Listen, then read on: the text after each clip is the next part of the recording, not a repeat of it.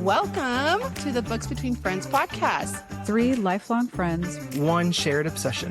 Books. From epic fantasy to page-turning thrillers. We dive into the stories we love And the ones we just can't stop talking about. So take a seat, Grab a drink, and get cozy.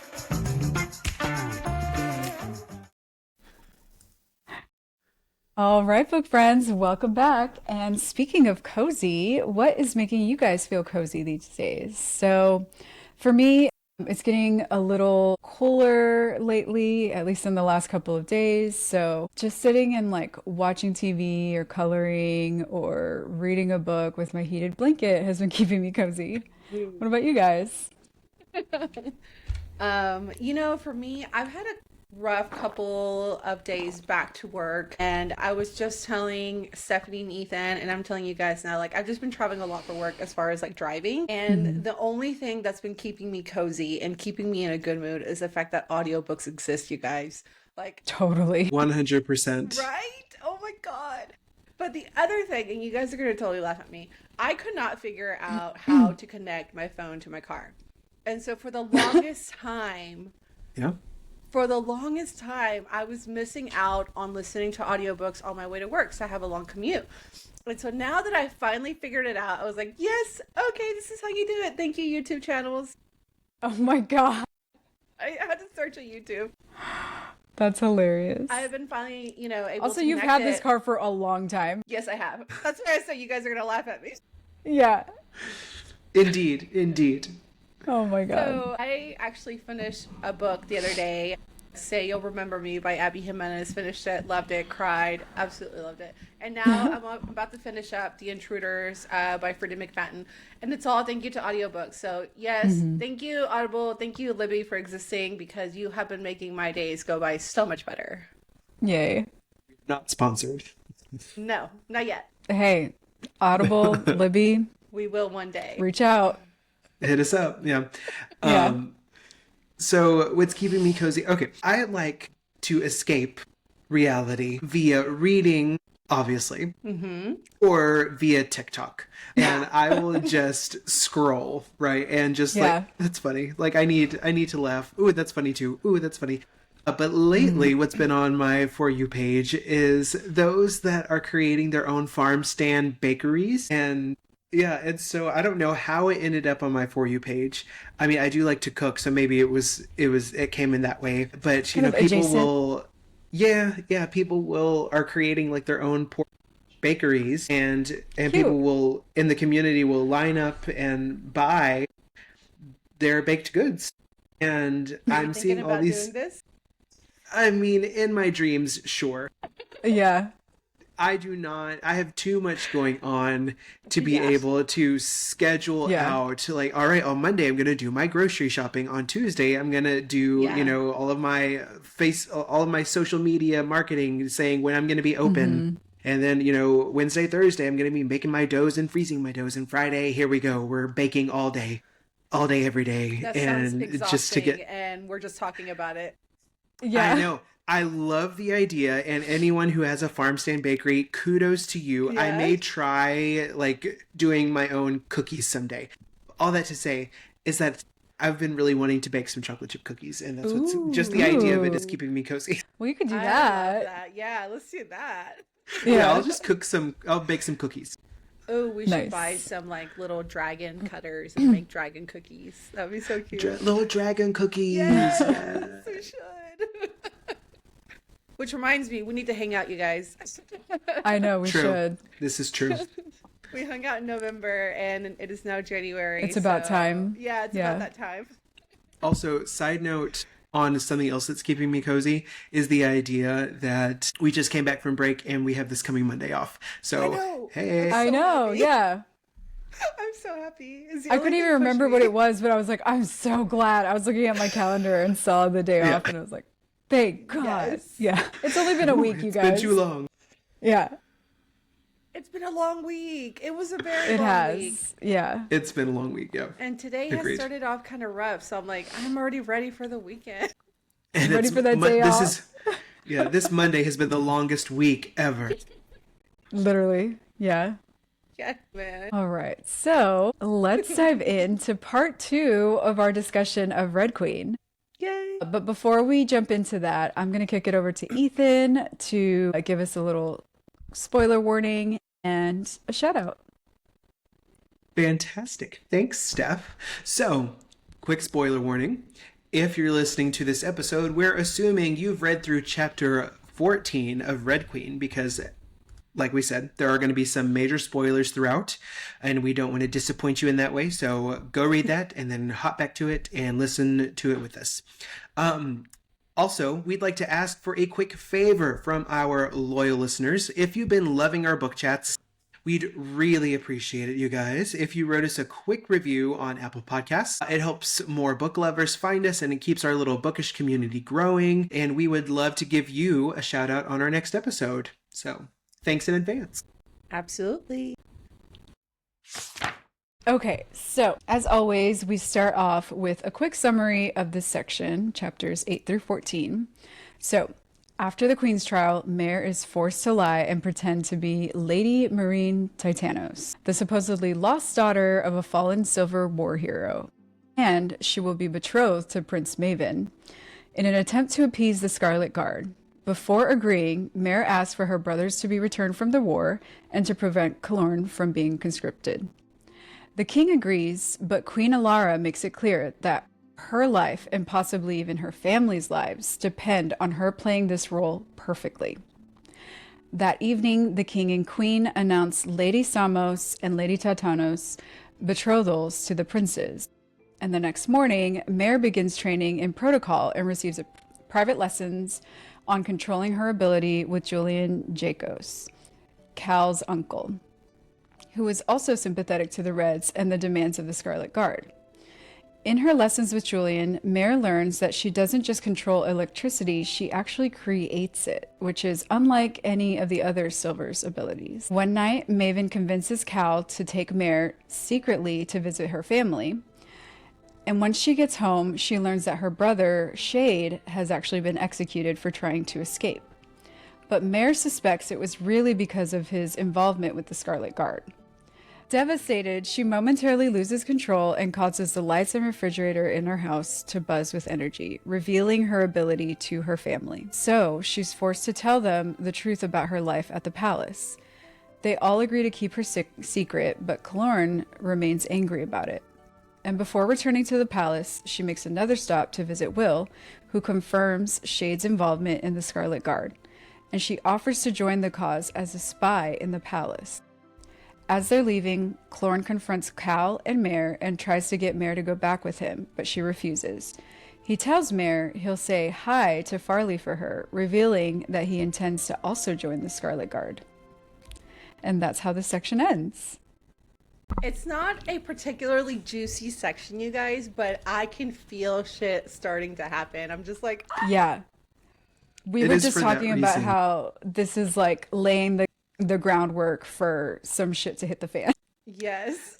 Yes, and because this section wasn't particularly juicy, I'm thinking that it's probably going to lead into some good discussion about some maybe possible predictions and theories that we Yes. might have. Oh yeah. You So have a good one. nothing was definitive here in this section. So it's all Yeah. all the groundwork, like Steph was saying.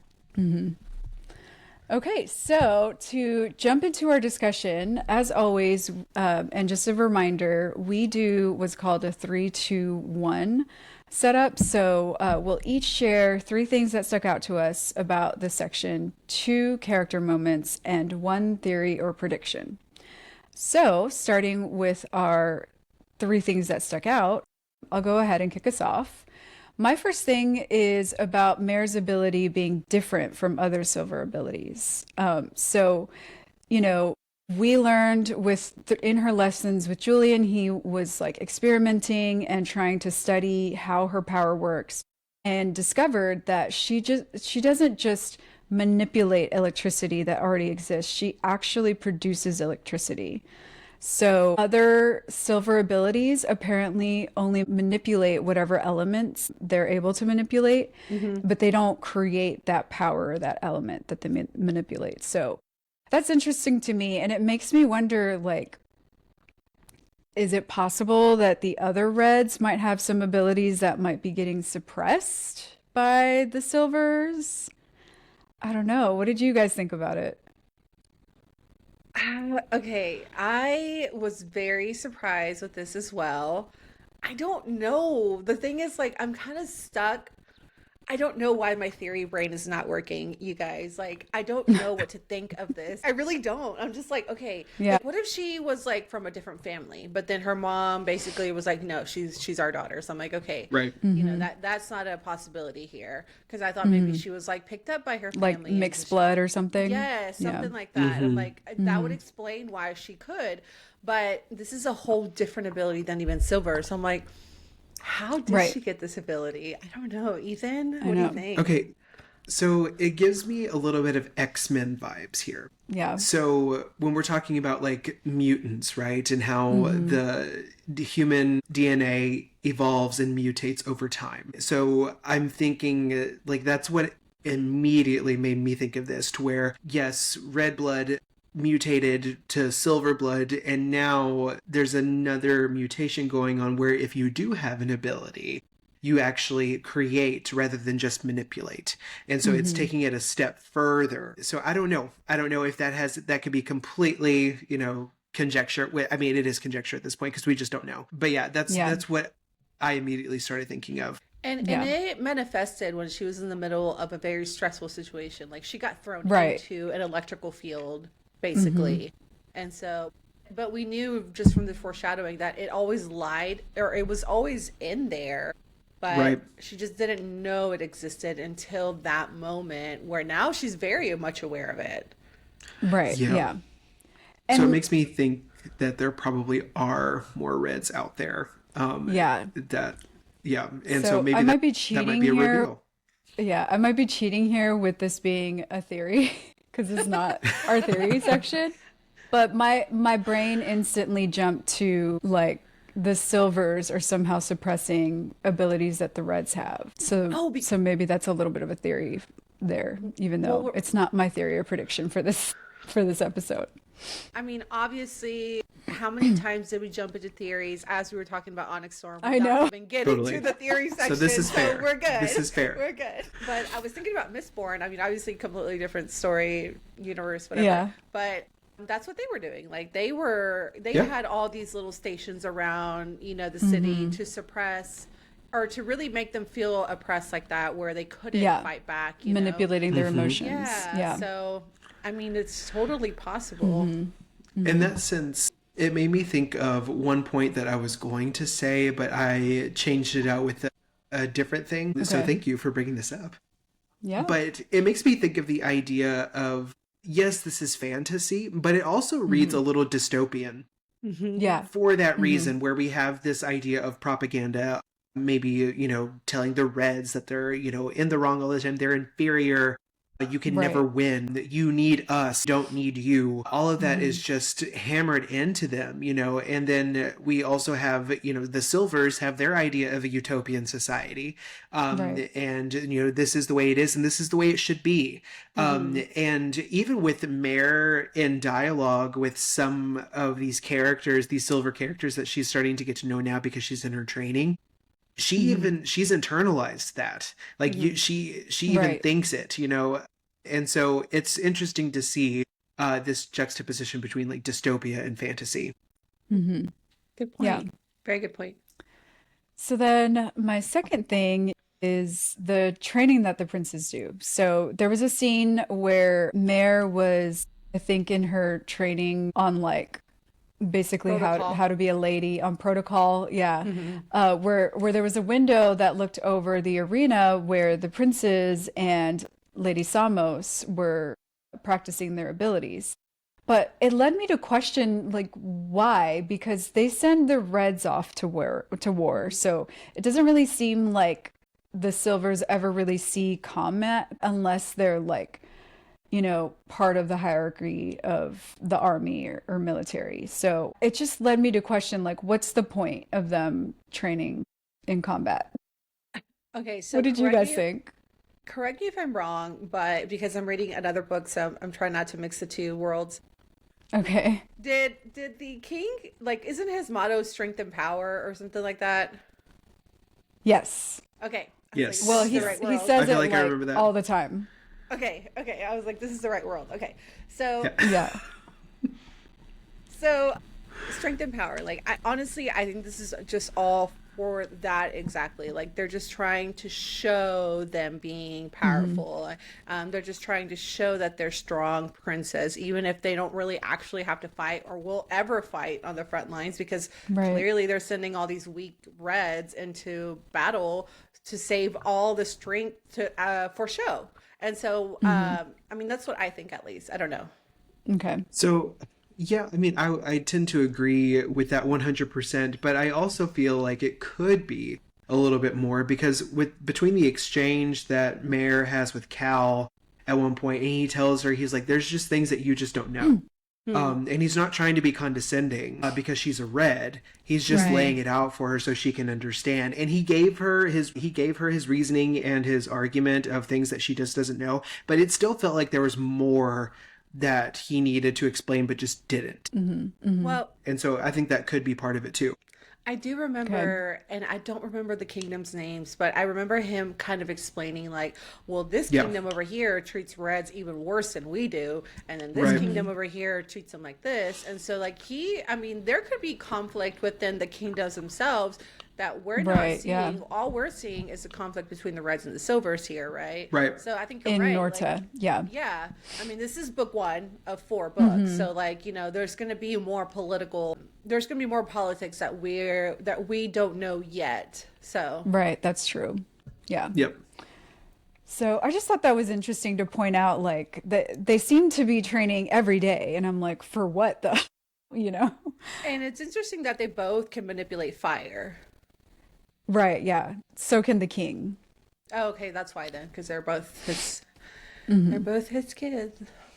Right. So And then my third thing is about the Scarlet Guard. So there's a couple of moments when the king and the queen both try to downplay this rebellion that the Scarlet Guard is leading. So the first time I noticed it was in chapter 8, when they were telling Mare that she needs to pretend to be this silver lady, and the king himself was the one downplaying the rebellion. So he says, or not him, but Mare thinks to herself, my years in the shadows have taught me many things.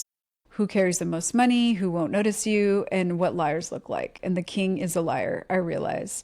Watching as he forces another shrug. He's trying to be dismissive and it's just not working.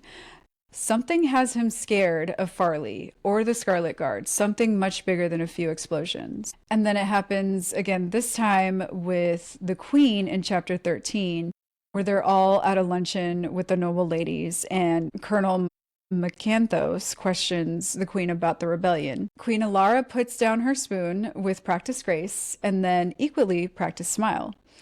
Colonel Macanthos, I would hardly call them rebels, and that's only the attack they've claimed. The colonel fires back, cutting off the Queen. What about the explosion in the harbor bay, or the airfield in Delphi, for that matter? 3 air jets were destroyed, and 2 more stolen from our own bases. The Queen explains away the attacks as just accidents or, like, whoopsies. But, like, there's a united front here where they're trying to, like, control the narrative, obviously, but they're trying to downplay, like, how much of a rebellion is actually happening. So I'm wondering, like, what are they trying to hide? Obviously, they want to maintain, like, an illusion of, strength and power, like, their motto. But, like, what more? Like, this is just what the colonel knows about, what more have they accomplished, I wonder. well, I wonder if she knows who Farley is, and maybe this goes off for the theory that, or not the theory, like the thought that you had about maybe more reds having abilities. And so maybe she knows Farley personally, and maybe she knows what she's capable of. I don't know. Or it could just be as simple as they're trying to save face. I don't know. Yeah. I didn't think about that, but that could make sense, I don't know. All I can think of is strength and power, right? Like that's immediately what I just think of. And maintaining. that's Yeah. Maintaining that image at any cost and admitting anything makes you seem weak already, and know what kingdom wants to support that, like what kingdom. I mean, if your people don't have faith in you, you have nothing to stand on. Exactly. Yeah. So those were my three things. Ethan, you want to go next? Sure. So the first thing that stuck out to me is Mare coming into her power. Loving this. Yeah. Love this journey for her. But what I really love is the way Victoria Aveyard has written it, because everything she writes, I can clearly see, even though I've never seen someone wield lightning from their hand in real life. I can see it, because she talks about the way it tenses and reflexes with her muscles. And when she's ready to charge it, she squeezes her fist tighter. Like I was like, ooh, I can feel it crawling up my arm, and then when she's ready to discharge it, how it fires in a circular band. Like I think that's so cool, and I think she did a really good job. And it doesn't even, it's not a long section, but it's very impactful as far as the imagery goes. I thought it was really well done. Yeah, I agree. I was also right there with you, like, oh, I can like see how this like manifests inside of her, and then how she controls and manipulates it. And then I also enjoyed seeing that she wasn't just like immediately a natural at this. Like she struggled a little bit to actually recall her power, because as you mentioned, Jen, like when it first manifested like in a big way, it was when she was in danger, under duress, and like trying to protect herself. It was just like a natural instinct. But it was hard for her at first, at the beginning of her training with Julian, to actually replicate that. So I thought, I agree.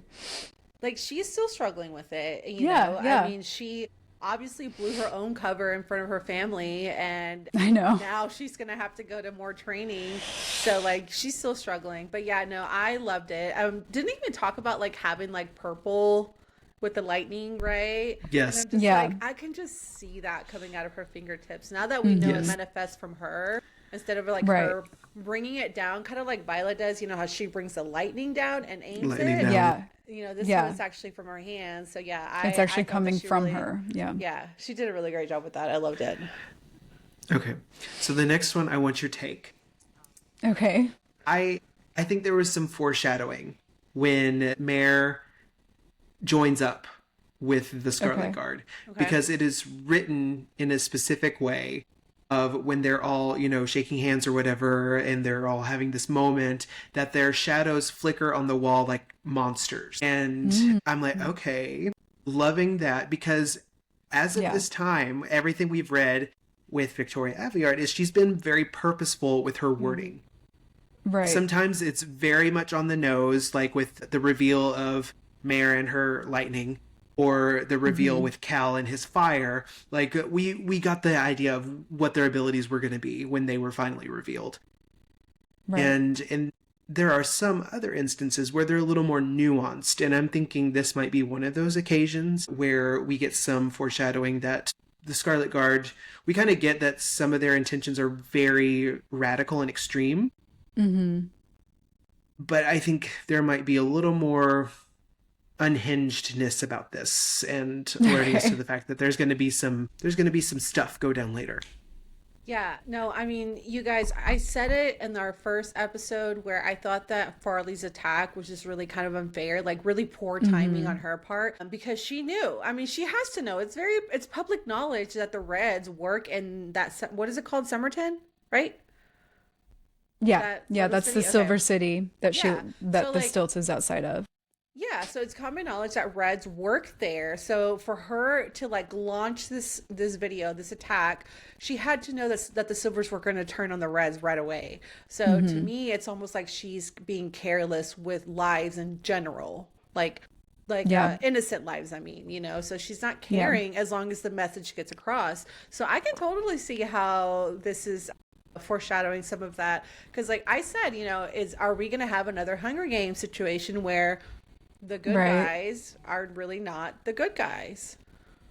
Yeah, and like what you said about, or like relating it to Hunger Games and the rebellion here, like I had that in my mind going into this section, And I almost got the sense like there was a moment where Julian is talking to Mare about the rebellion in the Scarlet Guard, and Farley specifically, I think it was, where he said that their methods are a little too extreme for some people. And so it almost gave me the sense of like, is there like two different factions within the rebellion? Because that can happen. Yeah. Where maybe some people follow Farley and she's like extreme, and then some people might follow another side of the rebellion where they might want to think about things before they just go straight up and attack. Well, So you saw that instance that Ethan is talking about with Will and that other guy. Like Will was more calm, was like, "No, we got to think this through. We right. got to see the repercussions of what you're about to do."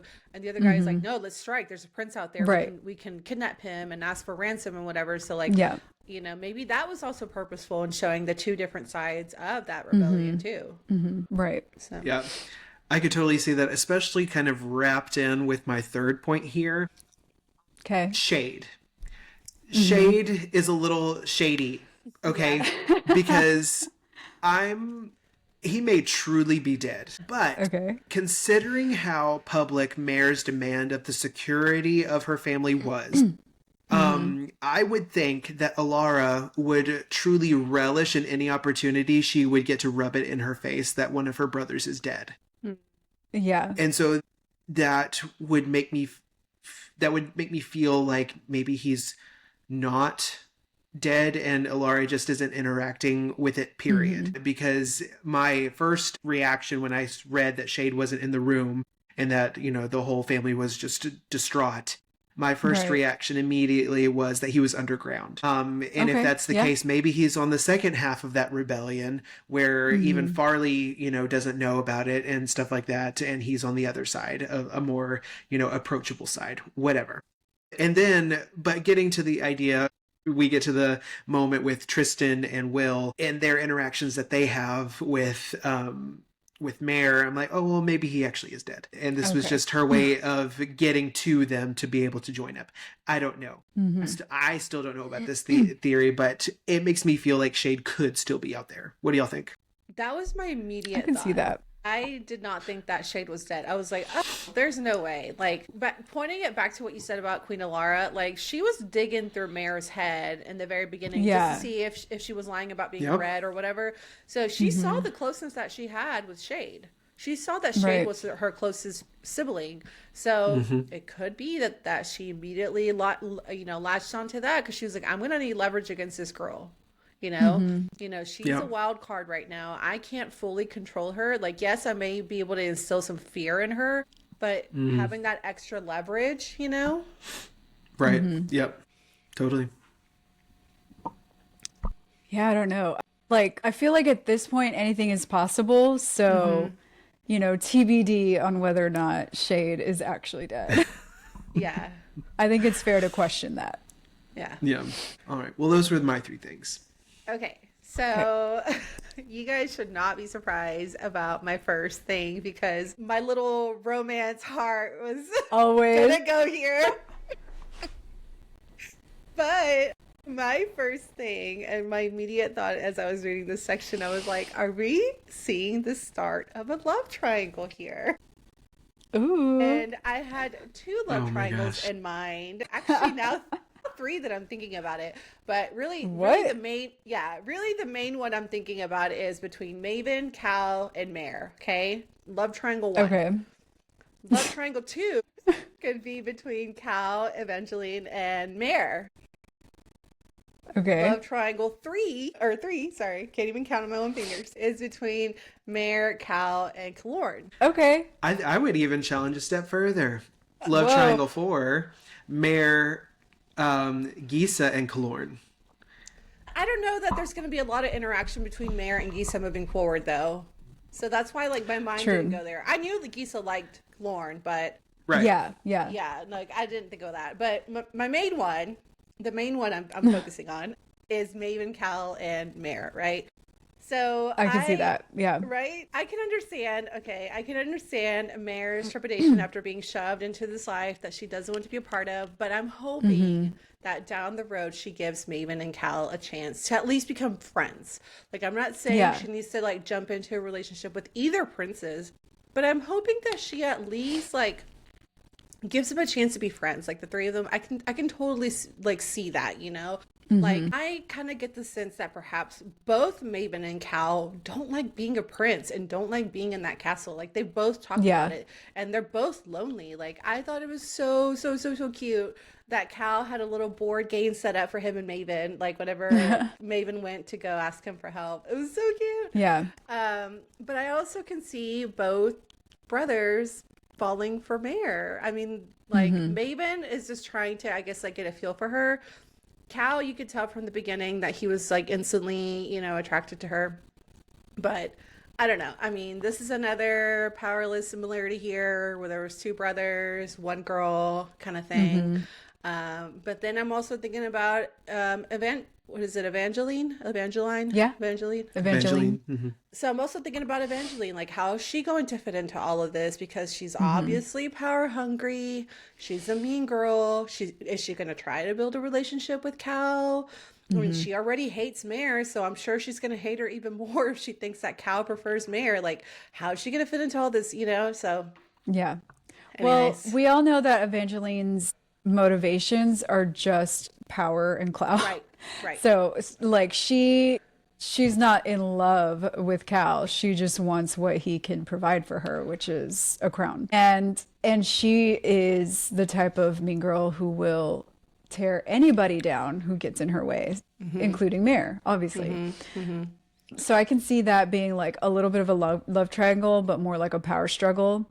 And then, I agree with the other ones that you mentioned. Like, the two brothers already have had moments with Mare throughout both of these sections.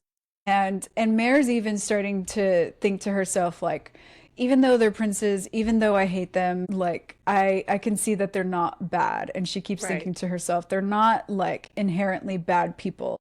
Right. And she's relating to them on different levels. And then Clorn is obviously her best friend. So, you know, there's at least some level of, you know, affection there. I don't know that it ever felt romantic coming from Mare, but like possibly I could see that Clorn might feel that way. I just got more of that sense, like, in the very end, whenever Cal and Mare were out. Yeah. There was like that face off there, so I was like, ooh, we're gonna get more of this, like, down the, you know, like, right, yeah. I don't know. So I'm thinking this is more love rectangle, right? Like between Mare, Maven, Cal, and Clorn.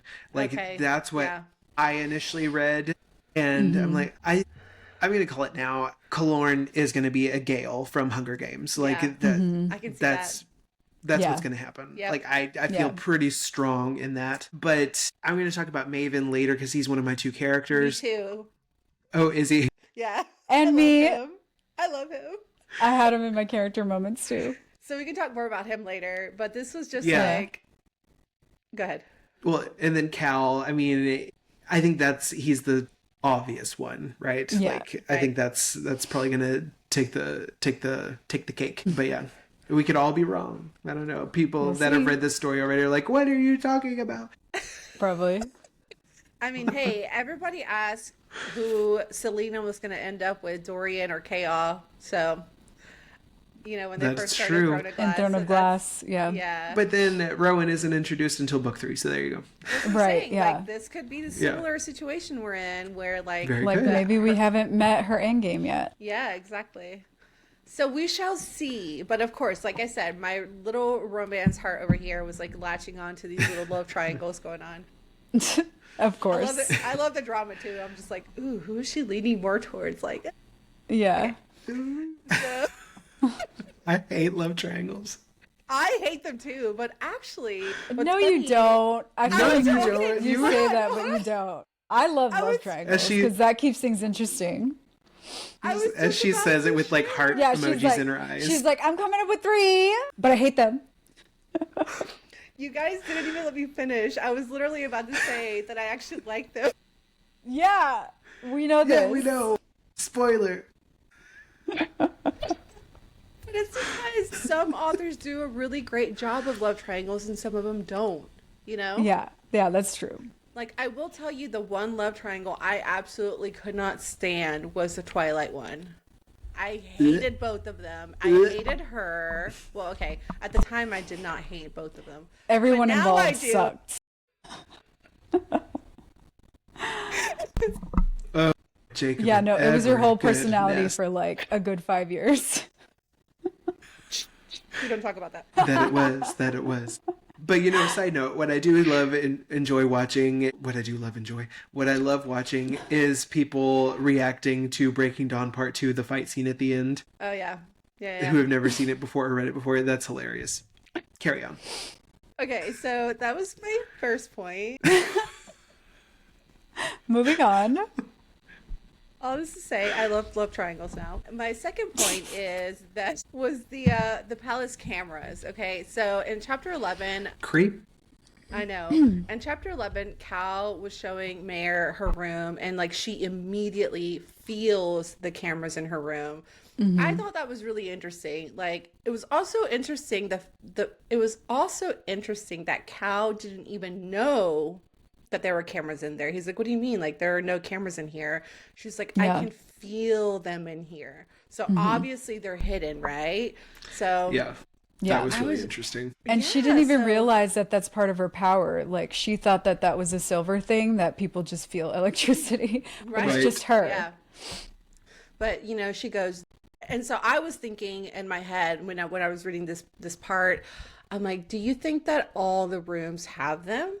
Like, are the royals spying Seems on like it. even their own princes? Like, are there cameras in Cal's Yes. room and Maven's room that they don't Absolutely. even know about? So it's Totally. like, That's exactly what it made it seem Absolutely. like. you know, but Yeah. that makes me so upset because I'm like, I mean, talk about being too scared to say or do anything out of line. Like, these poor people They that can't are have not any kind of private time. exactly At all. Yeah. exactly.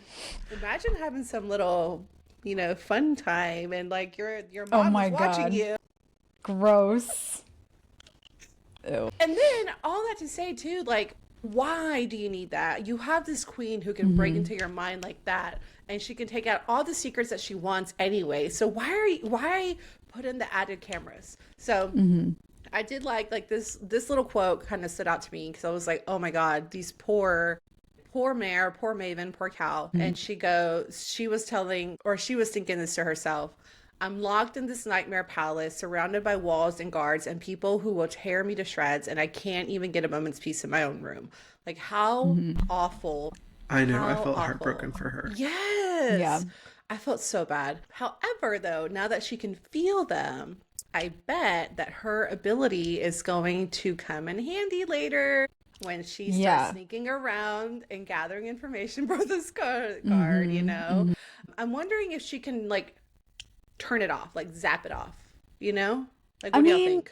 That might be part of her power, but that might set alarms off for Alara. I'm assuming Alara is the one who thinking too. has all these cameras set up. True. But like, at least she'll know how to get around them because she'll True. be able to pinpoint where they're at. Yeah. And there's no stopping Alara from just like going into her head Yeah. and finding out if she's been tampering with cameras, period. That's so Yeah. creepy. Yeah. No. I was like, that's two extreme levels of security. Yeah. Surveillance. And like, yeah. surveillance is the better word there. Like, that's intense.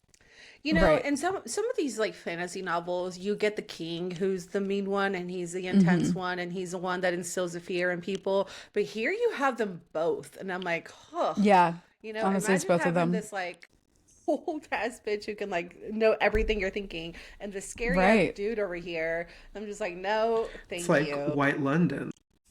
Yeah, actually, Yeah. Scary. Like, Yeah.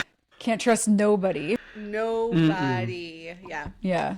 Poor boys, but hopefully now they know, and Yeah. they will be a lot more careful about what they're saying, because they seem to already be doing that. They seem to be very careful about Yeah. what they say. So Yeah. Whew, okay. So that was my second point. And my third point was on Mare's tutor, Julian. So Okay.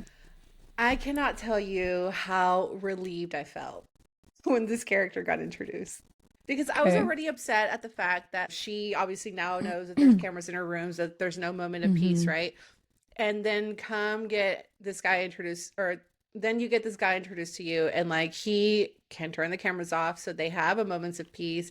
They have a time where they can have private tutoring, you know. So I was just like, I was just starting to really get sad and concerned for my girl Mare here. I was like, oh, this poor girl Yeah. just cannot catch a fucking break, because I cannot imagine being forced into a place just where you can't trust anyone, just be so alone. But Yeah. I'm choosing to believe that Julian is good and that he really wants to help Mare. I mean, he seems like a good guy.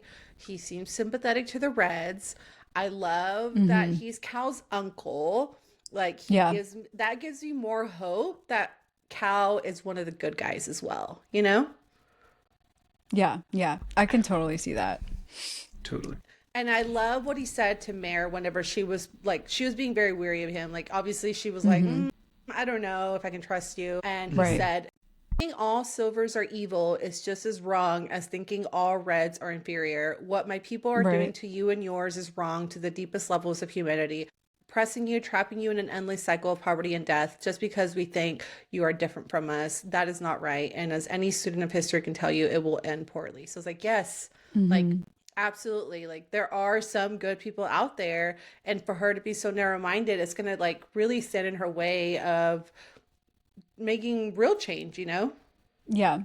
And I also got the sense that like he wants to encourage her to be a force or maybe like the impetus for change. Because immediately he refused to call her Marine. He's calling her Mare by her true name. And then he also told her, you know, no, you're not a silver. You are red, and don't ever forget your heritage. And Yeah. and it's not in a way to like put her down, but to like empower her to be like, no, I'm To a build red her and I have up. my own ability. Yeah. Yeah. Yeah. Yeah. No, I too love Julian. I love this character, and it came to her in the exact right moment when she needed it. She needed that pick me up there. Yes. And while I am totally on the side of yes, I think Julian, I'm like you, I'm choosing to believe that he's good. I'm thinking that it's still possible, like he's a question mark still. And so I'm gonna reserve what else I have to say for my theory and prediction later. Okay.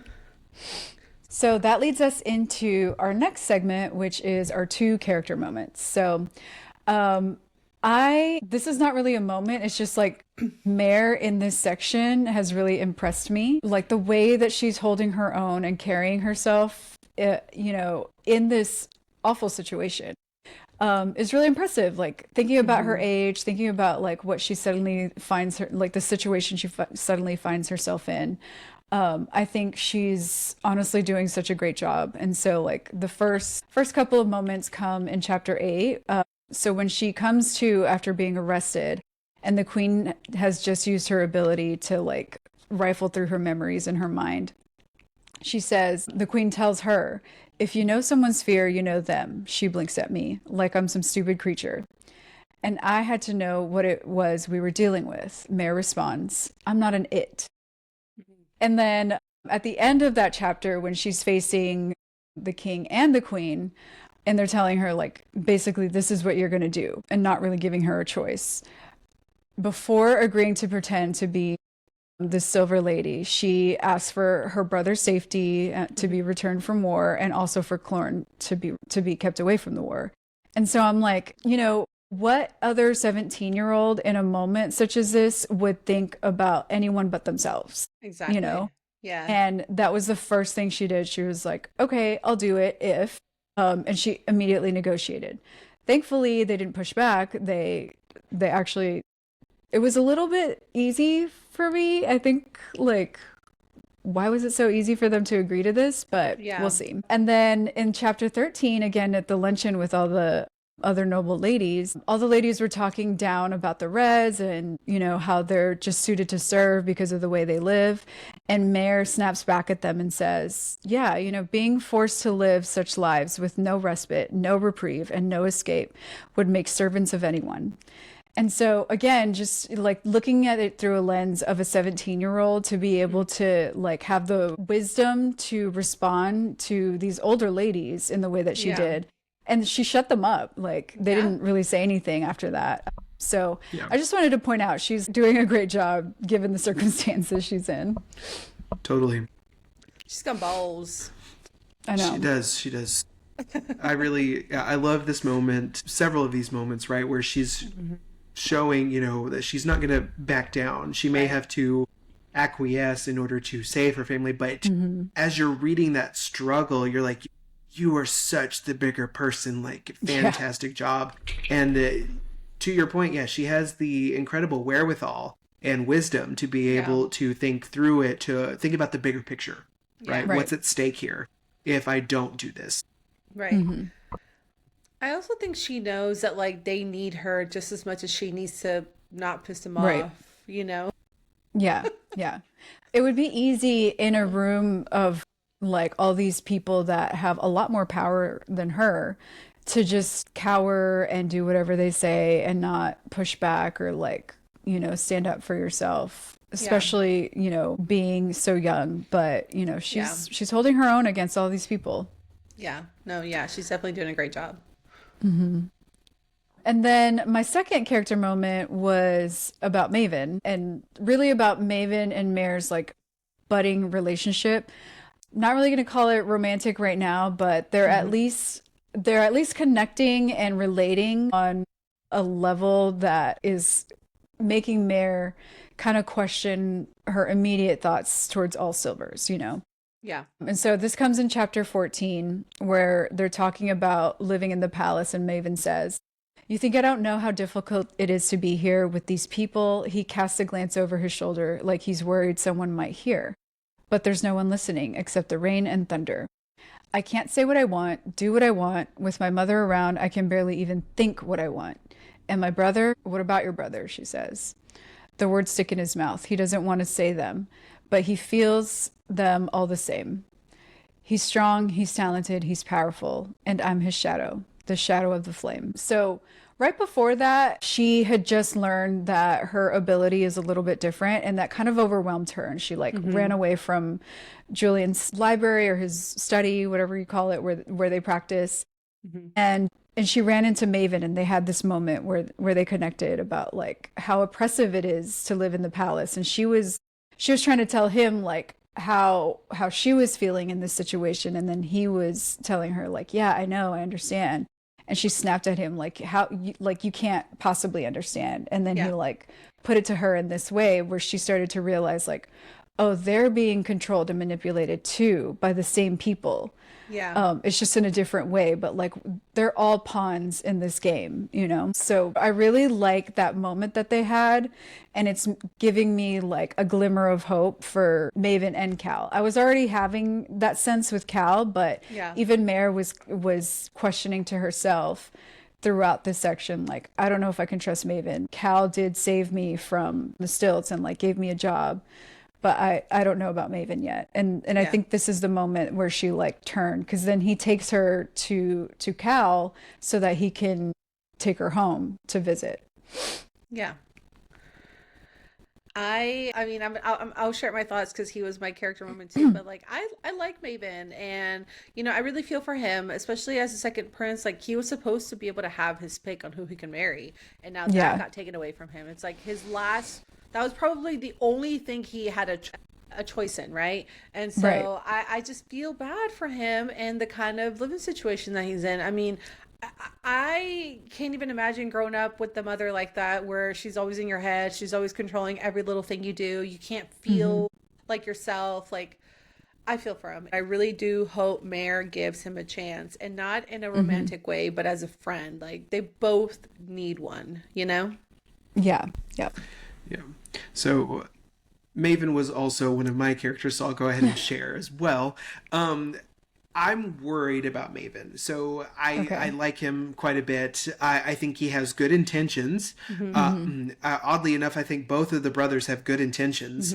Yeah. But I am worried about him because of how he talks about his brother. Okay.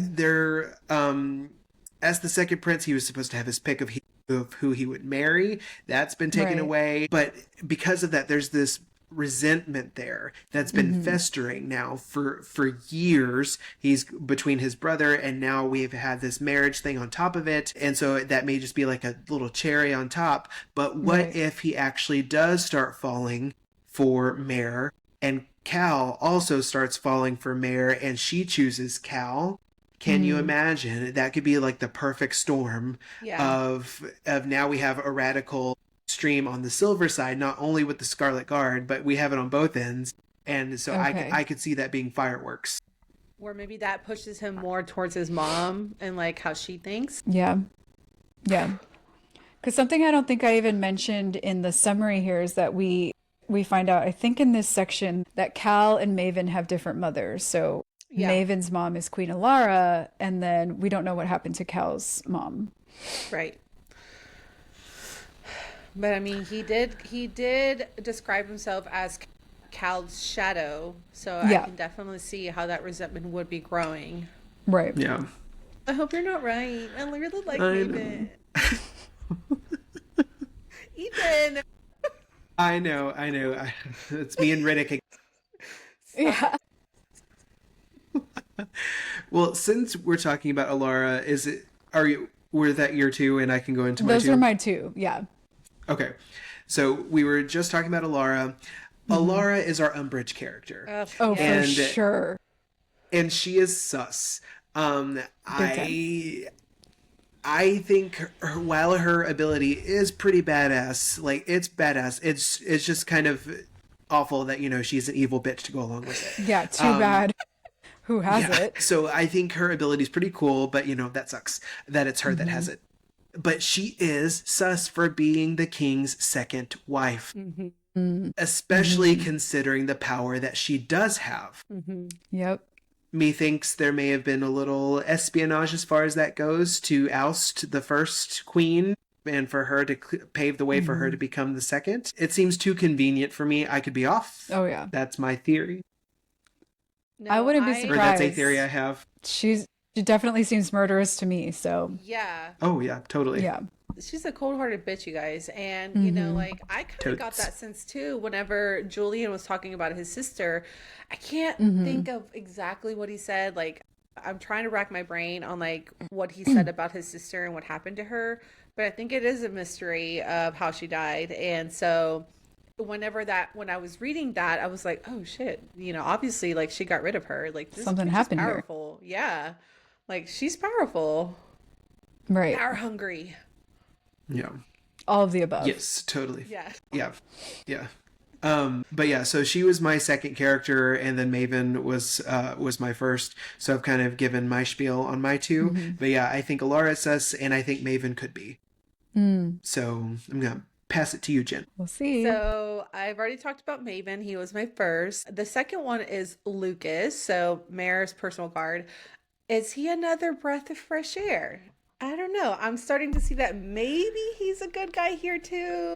I'm hoping to see people in Mare's corner, so I'm like trying to figure out who the good people are. I thought it was kind of funny that he was from House Samos. I was a little worried in the beginning, because I was like, obviously Evangeline's from that house, and I was just like, Yeah. are we gonna have another person who's gonna treat Mare like shit? Nope. Okay.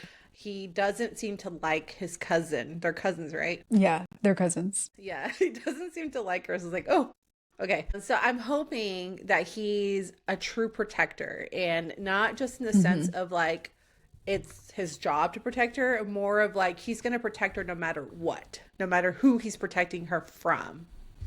So like that's my hope. I thought it was funny that she was telling him, here's to a long and happy friendship. And he was like, likewise, my lady. She's like, don't call me that. He was like, whatever you say, my Yeah. lady. So again, I'm really hoping that he's one of the good guys. So I just wanted to bring up that little character moment. Yeah, champions. I liked when she woke up after getting arrested when they found out she has power. The guard, he was one of the first people that she saw, and he made a comment about Lady Samos, and she said something like, "Oh, so it runs in the family, right?" And in her head, she was like, "Shit, I shouldn't have said that." But Yeah, I remember that. he like chuckled and agreed. So Yeah, so that was good. I yeah, like that. I think he's a good guy. I think so too. Yeah, I agree. Alrighty, so that wraps up our two character moments and leads us into our final segment, which is our one theory or prediction. So I'll go ahead and start us off with mine. And last time I thought that Cal was already possibly part of the Scarlet Guard because of how he was in that tavern when she was pickpocketing that night in town. But now I'm thinking he's not currently because how he told Mare that he also visits the other villages where they have palaces, and he just likes to get to know the people and really wants to understand them and like what it's like to live in their shoes. So that's giving me the sense like, no, he's probably not like leading a rebellion right now. But I'm thinking, and this is my prediction, that because now Mare has involved herself in the Scarlet Guard, she might like recruit him over to her side. And maybe even Maven, like I'm not sure if Maven would be open to it as much as I'm thinking Cal might, but that's my prediction is like Mare's gonna pull at least Cal into the cause. Well, I'm glad that it was confirmed that that's why Cal was in the village because he was trying to see how his people live. So I was like, okay, you're giving me good guy vibes, so that's good. Yeah.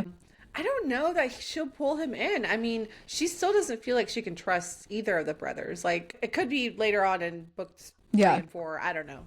We'll see. But I could see that being a situation. Like, what if she puts herself in a situation where he finds out by accident, and that's how it gets involved? I could see him being involved somehow. Yeah. I mean, she already spilled the beans to 2 different people that she's playing this long lost princess.